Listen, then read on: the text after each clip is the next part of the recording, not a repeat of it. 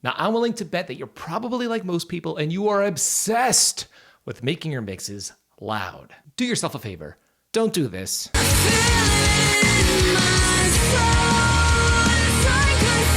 In this simple and straightforward and to the point tutorial, I'm going to share with you the best way and the proper way to achieve loud, lush, pleasant sounding mixes. Let's dive into it.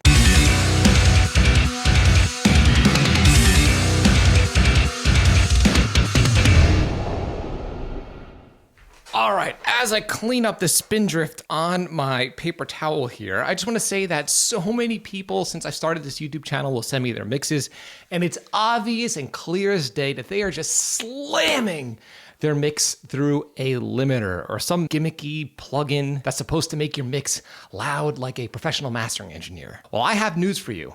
It ain't that straightforward. The good news is that it's actually pretty simple if you have the right mindset and understand the right workflow for achieving loud mixes that are also good sounding. So without any further ado, let's actually dive into the steps that I take to produce good sounding loud mixes. Step number 1. Roll off all of the super duper subs on your kick drum or drums submix. You do not need anything below 30 to 45 hertz on a kick drum. All it's gonna do is eat up extra headroom in your tube bus that's going to make mastering extremely difficult. Again, so many of us will focus on our mastering chain or master bus chain when we should be focusing on the mix itself. So I have a mix pulled up here. Let's check it out. Well, I can feel the breeze from here, lifting me right. So on my drum bus, I'm rolling off all frequencies below 45 hertz. Anything below that range is just junk that again is going to eat up extra headroom and I'm gonna have to work harder on my tube bus, and it's just not necessary. All it takes is a high pass filter with a stock plugin in your DAW, which I'm doing right here. The second step that you're gonna wanna take when it comes to achieving a nice, loud, punchy mix that also sounds pleasant and professional is to tame the transients on your drums submix. And this happens way before you even think about piling plugins on your master bus chain. So what I'm gonna do again is I'm gonna play that mix again once more, and I want you to pay close attention to the numbers and the peak level in my drums submix, which is right here, the drum sub. Check this out. Well, I can feel the breeze from here, lifting me. So if you look, it's peaking at a little bit below -22.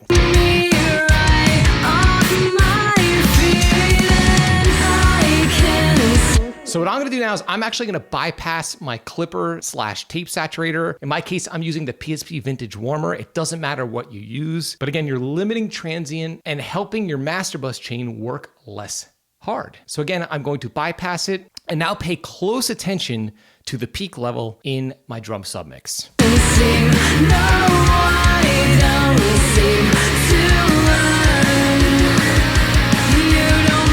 Now my drums are peaking at around -22 and the drums actually sound quieter.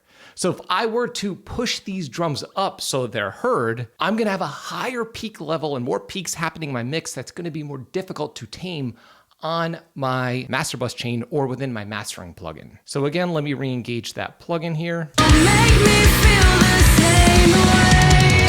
I feel it in my soul.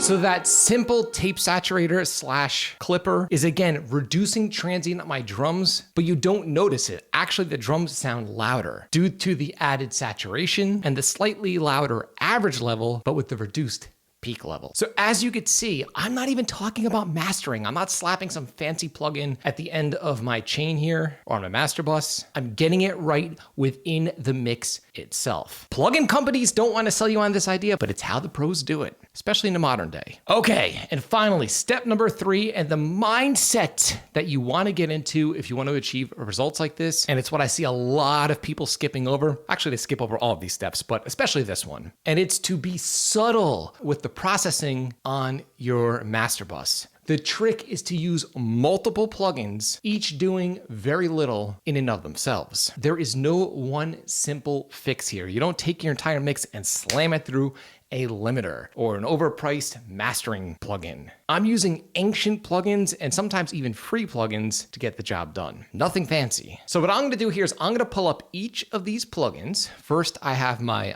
mastering compressor or my master bus compressor, which is the Waves SSL. It doesn't matter what you're using. When I'm in Reaper, I like to use the stock Reaper compressor. Okay, I've got a tape saturator, the PSP Vintage Warmer, a little bit of multiband compression, and then finally, I've got my Ozone that's hardly having to do anything. So yes, I am using Ozone 9 in this case, but it's not doing much because I've taken the steps that I'm sharing with you in this video, and that's the true secret. So what I'm gonna do here is I'm gonna play the song back and I'm going to point to each of the meters within each of these plugins and pay close attention to the numbers that you see.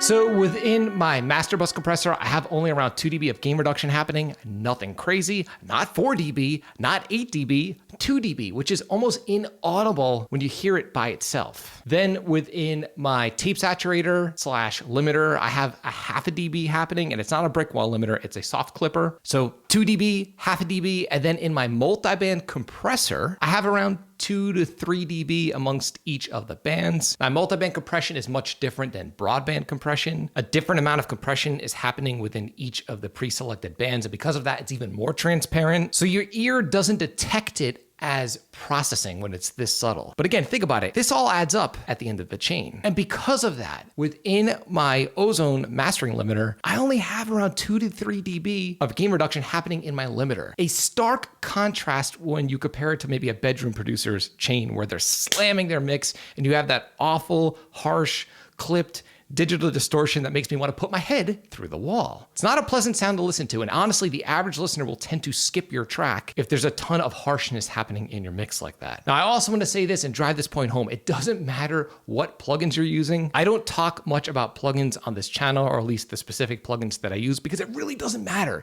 It's your approach that matters most. As a matter of fact, you could be achieving 10 times better results, 20 times better results, 100 times better results with the gear you're currently using, even if you're using stock plugins within a DAW that's $60 like Reaper. I want you to achieve pro level results with the gear you have right now. Because of this, I'm offering you direct access for absolutely free to my 5-step guide for better heavy mixes. The guide highlights my simple workflow for when I sit down to mix a heavy track that'll help you focus on the right things and eliminate the noise and distractions that'll prevent you from achieving the results that you really want. The 5-step PDF is completely free. And again, you can have direct access by clicking the link below in this video's description. So I'm curious to know, do you struggle with achieving loud mixes that actually sound good? If you do, leave a comment below. I'd love to hear what you've been up to in your home studio. And until next time, drink that Spindrift.